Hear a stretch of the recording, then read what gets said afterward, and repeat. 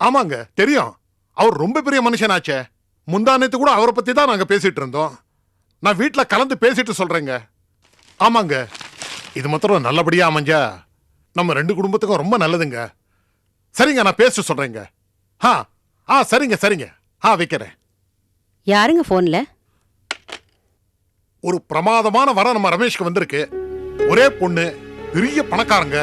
பெங்களூர்ல software company இருக்கு. தமிழ்நாட்டுல 4-5 இன்ஜினியரிங் காலேஜ், பாலிடெக்னிக்னு ஏகப்பட்ட சொத்து. நம்ம வீட்டுல பையன் இருக்கான்னு தெரிஞ்சு கிளப் செக்ரட்டரி மூலமா அப்ரோச் பண்ணிருக்காங்க. நம்மளால யோசனை பண்ணி கூட பார்க்க முடியாத அளவுக்கு பெரிய சம்பந்தம். அப்படியாங்க? நம்ம பையனுக்கு நல்ல சம்பந்தம் வந்திருக்கு. ரமேஷுக்கும் வயசாகிட்டே போகுது. டேய் ரமேஷ், பேசி முடிச்சிடலாமாடா? வேண்டாம்மா. என்னது வேணாமா? ஆமா, எனக்கு பிடிக்கல. ஏண்டா அப்படி? அவங்க எவ்வளவு பெரிய இடம் தெரியுமாடா? அவங்க எப்பேற்பட்ட இடம்னு விவரமா சொல்லிட்டு இருக்கேன். ஒத்த வார்த்தையில வேண்டாம்னு சொல்றீங்க. இதாண்டா திமிருங்கிறது. இல்லப்பா, நீங்க சொல்றது எவ்வளவு பெரிய இடமா இருந்தா என்ன? எனக்கு பிடிக்கலன்னா சொல்ல முடியும். டேய், அவளை பார்த்துட்டு அப்புறம் இத சொல்லுடா. எதுவுமே தெரியாம ஒரு பொண்ணை எப்படி பிடிக்கலன்னு சொல்லுவ? அப்பா, பார்க்கணும்ன்ற அவசியமே இல்ல. அவ பேராளிகையா இருந்தாலும் கோடீஸ்வரியா இருந்தாலும் எனக்கு கவலையே இல்ல. எனக்கு வேண்டாம். ஏண்டா வேண்டாம்னு சொல்ற? என்ன காரணம்னு சொல்லு. இதுக்கு எதுக்குப்பா காரணம்? எனக்கு தெரிஞ்சாகணும். நீ ஒன்னும் பைத்தியக்காரன் இல்லையே. எந்த காரணத்துக்காக இப்படி சொல்ற? ப்ளீஸ், இந்த பேச்சை இத்தோட விடுங்க. விட முடியாதுடா. நீ ஏன் வேணாங்கிற? உனக்கு என்ன கல்யாண வயசு ஆகலையா? சொல்லு, ஏன் வேணாங்கிற சொல்லு. அப்பா, கொஞ்சம் சும்மா இருக்கீங்களா? எனக்கு தெரியணும்டா. மாமா, அது என்ன காரணம்னு எனக்கு தெரியும். என்னது? உங்களுக்கு தெரியுமா? என்ன காரணம்? மாமா, ரமேஷ் யாரோ ஒரு பொண்ண லவ் பண்றாருன்னு நினைக்கிறேன். ஏண்டா நிஜமாவாடா? ஏண்டா புத்தி கேட்டவனே, என்னடா இது லவ் பிப்புன்னு எண்ணிக்கலாம புதுசா ஆரம்பிச்சிருக்க? அது எப்போ வருமோ அப்பதானப்பா வரும். ஓஹோ, அப்படி வருமா? அது அப்படி வந்தா அத வேற பஸ்ல ஏத்தி அனுப்பு. ஒழுங்கு மரியாதையா நான் சொல்ற இடத்துல கல்யாணத்தை பண்ணிக்க. ஏய், இது குபேரனோட சம்பந்தம் பண்ற மாதிரிடா. இல்லப்பா, நான் லவ் பண்ற பொண்ணை தான் கல்யாணம் பண்ணிப்பேன்.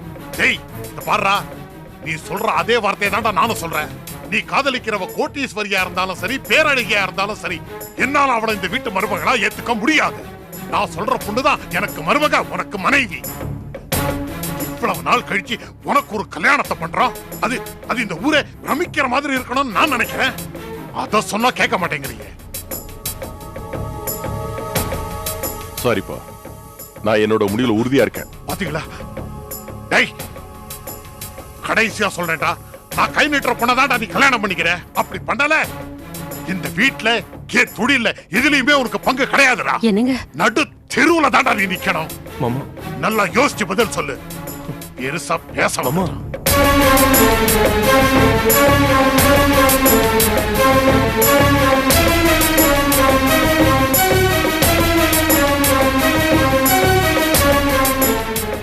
ஏ ரமேஷ், மாமா சொல்றது நியாயம் தானே?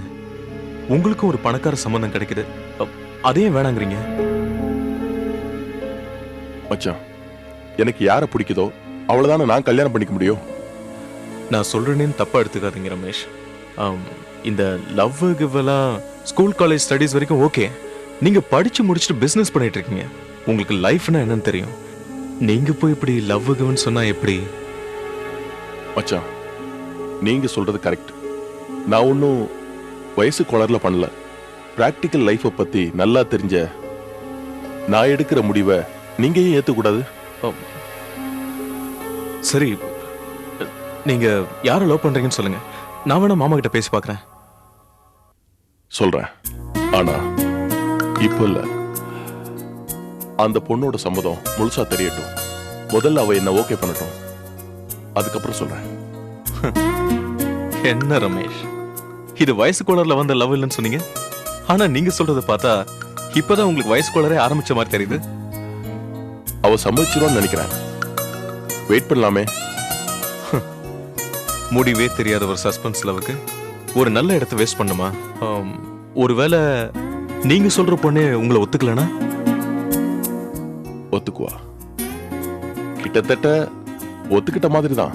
கொஞ்சம் வெயிட் பண்ணும் ப்ளீஸ். அவ ஒத்துக்கிட்டு ஒருவேளை அவ வீட்லயும் நம்ம வீட்லயும் ஒத்துக்கலன்னா என்ன பண்றது? அவ மட்டும் முதல்ல ஒத்துக்கட்டும். மத்த எல்லாரையும் நான் ஒத்துக்க வைப்பேன்.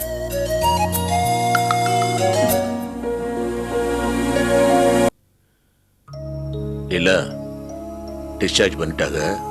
நாளை காலையில வீட்டுக்கு போகலான்னு சொல்லிட்டாங்க. சரிங்கப்பா. அப்போ நான் நைட்டு வீட்டுக்கு போயிட்டு வீடெல்லாம் க்ளீன் பண்ணி வச்சிடுறேம்மா. எதுக்கு? என்னம்மா, என் பேத்திங்க வீட்டுக்கு வரும்போது வீடு சுத்தமா இருக்க வேணாமா? மாமா, எனக்கு டிஸ்சார்ஜ் ஆன உடனே ஹாஸ்பிட்டல்ல இருந்து நேரா அழகர் குளம் போகணும்னு நினைக்கிறேன்.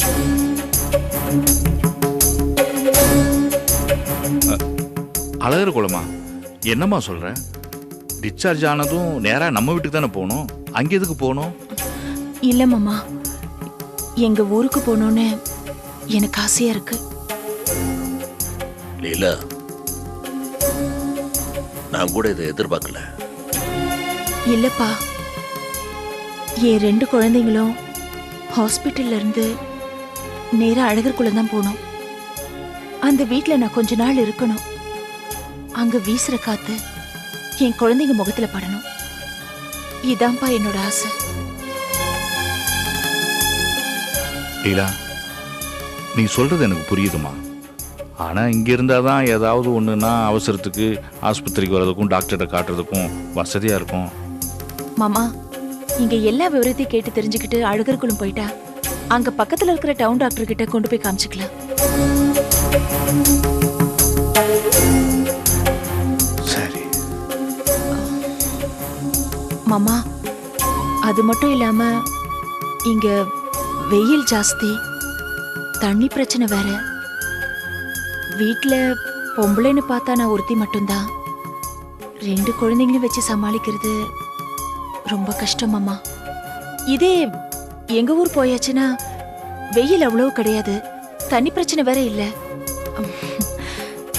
எங்க ஊர்ல என் குழந்தைங்க வளர்ந்தா ஆரோக்கியமா இருக்கும் மாமா. லீலா, அதெல்லாம் சரி. நான் தான் இப்ப மெட்ராஸ்க்கு வந்துட்டேல, நீ இங்கே இருந்தேனா நான் குடும்பம் இருந்து பார்க்க மாட்டேனா? இல்லக்கா, நம்ம வீட்டுக்கு போகணும்னு நான் முடிவு பண்ணிட்டேன். நீ எதையாவது சொல்லி தடுத்து நிறுத்துறாத ப்ளீஸ்க்கா. தனு, லீலா விருப்பப்படியே அது அழகர் குளத்துக்கே வரட்டும். அங்கேயே கொஞ்ச நாள் இருக்கட்டும்.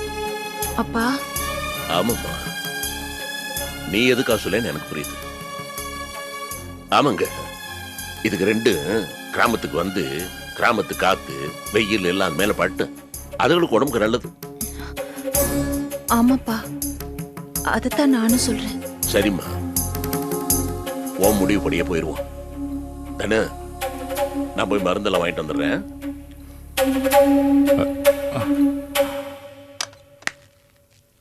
சம்பந்தி, நீங்க ரொம்ப அருமையான பொண்ணை பெற்றிருக்கீங்க. அதை பார்க்க எனக்கு ரொம்ப பெருமையா இருக்கு சம்பந்தி. இங்க இருந்தா அவன் வந்து கூட பார்க்க மாட்டான். அதை புரிஞ்சுக்கிட்டு தான் சம்பந்தி உங்க கூட அழகர் குளம் வர்றேன்னு முடிவு பண்ணியிருக்கு.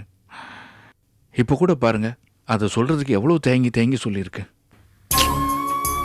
என்ன செய்யறது? பாவம், அந்த அரியா பொண்ணுக்கு இவ்வளவு சோதனை வேணாம்.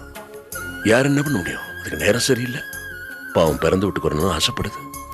எனக்கு அதான் சரின்னு படுது. நாளைக்கு பவானி பொண்ணோட ரிசல்ட் வருது. அதை தெரிஞ்சுக்கிட்டு நாங்க எல்லாருமே அழகருக்குள்ள போயிடுறோம். மருந்து வாங்கிட்டு வந்துடுறேன். ஆ,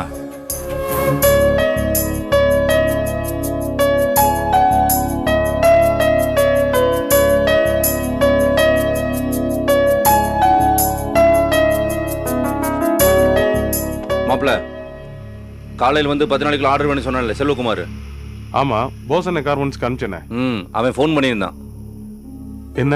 அவன் ஏற்கனவே நம்மளுக்கு ஆர்டர் கொடுத்துருக்கான்ல, இதோட இப்போ நிப்பாட்டிக்கிங்க, இனிமேல் எதுவும் கட்டிங் பண்ண வேண்டாம், மீதி இருக்க நாளை காலைல வந்து எடுத்துக்கிறேன் இருக்கான்.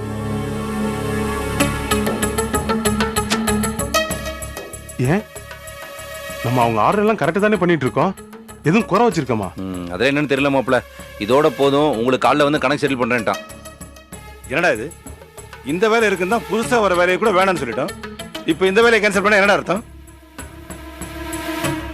நம்ம கிட்ட ஏகப்பட்ட வேலை இருக்கிறதுனால தான் வந்து ஆடுற போசனை கார்மெண்ட்ஸ்க்கு அனுப்பிச்சு வச்சோம்.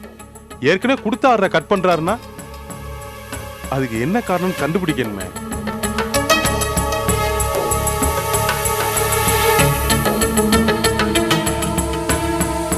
டேய் சிவராமா, என்னெல்லாம் நடக்குது பாத்தியா? என்ன நடக்குது?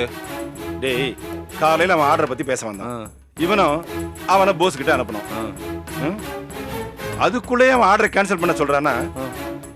நடுவுல இந்த பிசினஸ் மேக்னட் போஸ் ஏதோ கோல்மால் பண்ணி நம்ம பிசினஸ் கெடுக்கிறதா தானே அர்த்தம்? ரொம்ப ரொம்ப ரொம்ப ரொம்ப ரொம்ப ரொம்ப தப்பா சொல்ற மாப்ள. அந்த மாதிரி எண்ணமெல்லாம் நம்மளே மாதிரி ஆளுகளுக்கு தான் வரும். போஸ் ரொம்ப நல்ல மனசுக்காரன், அதனாலதான் அவன் ரொம்ப நல்லா இருக்கான். நாம இன்னும் இப்படியே இருக்கோம். போய் பொண்டாட்டி சமைச்சு போற வழியை பாரு. போ.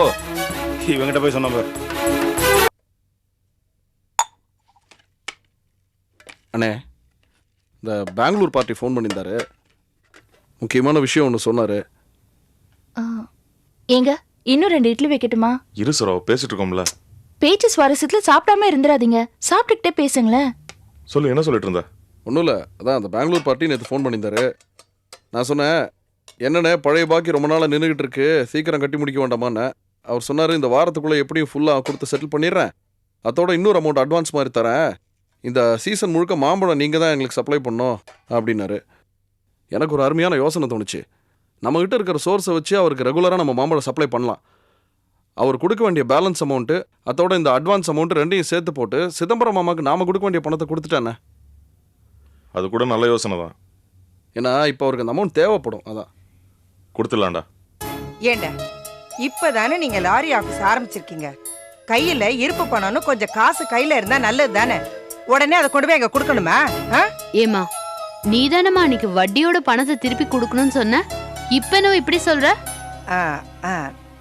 இப்பவும் நான் என்ன சொல்றேன், கொடுக்க வேணாம்னு ஒண்ணு நான் சொல்லலையே. இப்ப நீ அதானே சொன்ன. இவோ ஒருத்தி, இத பாரு, இப்ப நான் என்ன சொன்னேன், மெதுவா கொடுத்துக்கலாம், அவசரம் ஒண்ணு இல்ல. என்ன கொடுத்தவரே அதை பத்தி அவசரப்படாத இருக்கும்போது நீங்க எதுக்கு அவசரப்பட்டு கொடுக்கணும்? புது தொழில திடுதுப்புன்னு காசு தேவைப்பட்டா எங்கன்னு போய் கை நீட்டி நிக்கிறது? அதெல்லாம் நாங்க பாத்துக்கிறோமா, நீ ஏன் அனாவசியமா அதை பத்தி கவலைப்படுற? செல்வா, ராசா, கொஞ்ச நேரம் நின்று சும்மா இருக்கீங்களா? சாரா, லீலா பிள்ளைய பார்க்க போனிய, எப்படி குழந்தை நல்லா இருக்குதா? நல்லா இருக்காங்க பாட்டி. முத புள்ள ஒரு புள்ள பொட்ட புள்ள பெற்றாலே அந்த குடும்பம் நல்லா இருக்கும். மகாராஷ்டி 2 பொட்ட பிள்ளைய பெற்றிருக்காளே சாரா, அந்த குடும்பம் ரொம்ப நல்லா இருக்கும். கேட்கவே எனக்கு வயிற்றுச்சலா இருக்கு. ஏண்டியம்மா, உனக்கு எதுக்கு வயிற்றுச்சல் வருதுன்னு? பின்ன எல்லாம் நல்ல விதமா நடந்துருந்துச்சுன்னா இந்நேரம் இந்த வீட்டுல இல்ல ரெட்டை குழந்தை பிறந்திருக்கும். அறிவு கட்டத்தனமா பேசாம கொஞ்சம் வாய மூடுறியா? இப்ப என்னடா கேட்டேன்? நான் சாதாரணமா தானே சொன்னேன். எதுமா சாதாரணமான பேச்சு? ரொம்ப அசிங்கம் முடிச்ச அருவருப்பான பேச்சுன்னு உனக்கே மண்டையில உரைக்கல? ஏமா எப்பவுமே தப்பான பேச்சு தப்பான சந்தர்ப்பத்துல பேசி ஏன் கோவத்தை கலப்புற? டேய், என்னடா இப்போ ஏன்டா இப்படி கோவப்படுற? கோவப்படாம வேற வீட்டுல வாழ்க்கப்பட்டு போய் பிரசவமாய் படுத்திருக்கிற பொண்ணை பத்தி இப்ப வந்து தப்பா பேசுறிய, உனக்கு அசிங்கமா இல்ல? உனக்கு எந்த காலத்திலயுமே புத்தி வராதுமா.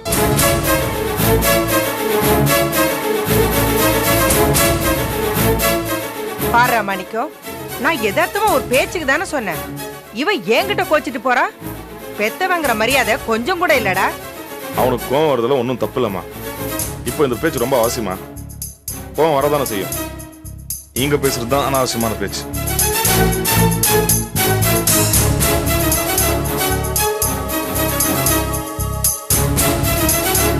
அத்தை, அத்தை.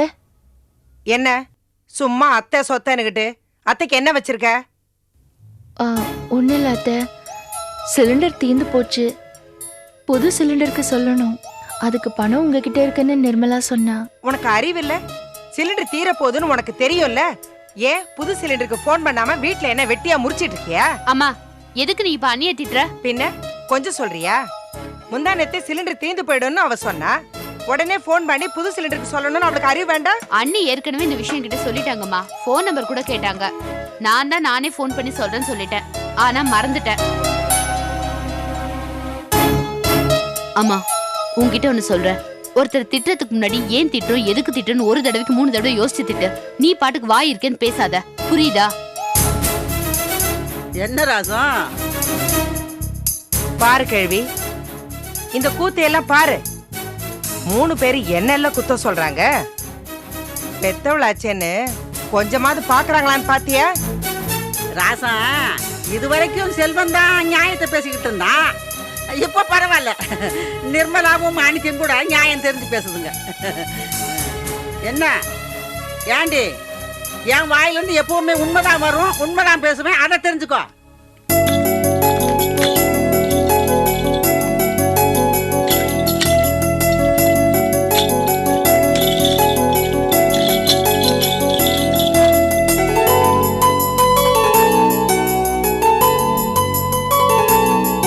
என்னவா பண்ணிட்டு இருக்கீங்க? கணக்கு பார்த்துக்கிட்டு இருக்கேன். பரவாயில்லையே, இப்பெல்லாம் கணக்கு வழக்குல ரொம்ப தேறிட்டீங்க போல இருக்கு. என்ன பண்றது, குளத்துக்குள்ள தவறி விழுந்ததுக்கு அப்புறம் நீச்சல் கத்துக்குவாங்கல்ல, அந்த கதை தான் நம்ம கதை. ஆமா, நீங்க கிளம்பிட்ட மாதிரி தெரியுது. ஆமா மாமா, ரிசல்ட் பார்த்துட்டு வரதா. ரிசல்ட் சாயந்தரம் தானே வரும்? இல்ல மாமா, இப்ப இன்டர்நெட்ல வந்திருக்கோம். பிரவுசிங் சென்டர்ல போய் பார்த்தா தெரிஞ்சிடும். ப்ரௌசிங் சென்டரா? என்னமோ சரிதான். ஆமா, பக்கத்துல இருக்கா தூரத்துல இருக்கா? இல்ல, இங்க பக்கத்துல இருக்கு, நான் போயிட்டு வந்துடுறேன். நீங்க உங்க கணக்கு வழக்கெல்லாம் பாருங்க. நாங்க கூட வரட்டுமா? இல்ல மாமா, நான் போயிட்டு வந்துடுறேன். சரி, வரேன் மாமா. இல்ல இல்ல, இரு.